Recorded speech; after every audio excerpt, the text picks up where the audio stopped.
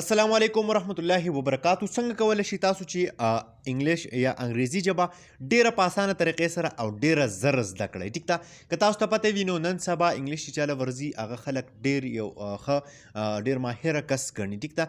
یا موږ ته څوک په میسنجر باندې په انګلیش باندې میسج وکړي نو موږ اکثر هغه له جواب هم نشو ورکولی د هغه د خبرې. نو تاسو ډیر په لږ ټایم کې ډیر په اسانه طریقې سره دغه انګریزي ژبه چې ده هغه څنګه زده کولی شئ. د هغې دپاره درته ډیره اسانه طریقه او ډیر یو ښکلی اپلیکیشن راښایم چې تاسو به انګریزي ژبه ډیره زر زده کړئ. نو قدرمنو ویډیو را سره تر اخره وګورئ، ویډیو سکپ کوئ مه. خو دې نه مخکې ویډیو کې چې نه دی که تر اوسه پورې تاسو زموږ ټیکنیکل پښتو یوټیوب چینل یې سبسکرایب کړئ.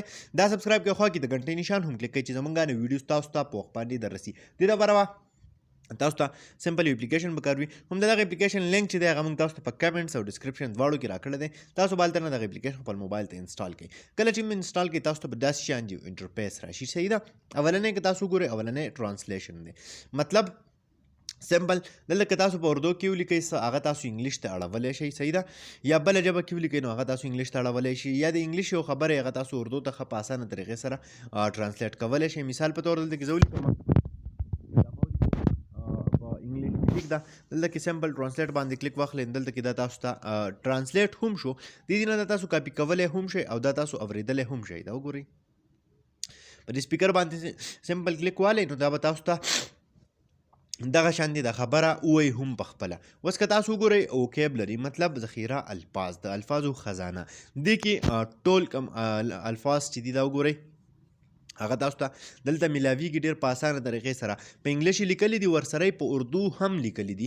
که تاسو په انګلیش نه پوهېږئ نو په اردو پوهېږئ، د هغې ترجمه یې درته هم لیکلې ده. دا وګورئ تاسو. نو په ډېر په اسانه طریقې سره تاسو دغه انګلیش زده کولی شئ. د دې سره سره بل غټه خبره دا ده په دې کې تاسو ته ډکشنري هم میلاویږي. د اردو او د انګلیش دواړو ژبو ډکشنري چې ده هغه دې کې دلته کې تاسو ته د دې ځایږي نه میلاویږي. دغه شانتې جملې دي مختلفې فریز هغه هم تاسو ته په دې کې میلاویږي. مطلب مکمل جملې د هغې معنی چې دي هغه دلته کې تاسو ته میلاویږي. دا وګورئ تاسو. ورسره که تاسو راشئ دلته کې کنورسیشن مطلب مکالمه، تاسو به څنګه د چا سره په انګلیش کې مکالمه کوئ د هغې هم تاسو ته دلته کې ښه ښکلي لیکلي دي. دا وګورئ ښه مزیدار په اردو او په انګلیش دواړو کې درته لیکلي سره د ترجمې. دغه شانتې ګریمر هم تاسو ته دلته کې میلاویږي. ډکشنري درته هم میلاوه شوه. ورسره تاسو ته په دې کې ګریمر هم میلاو شو. ټیک ده.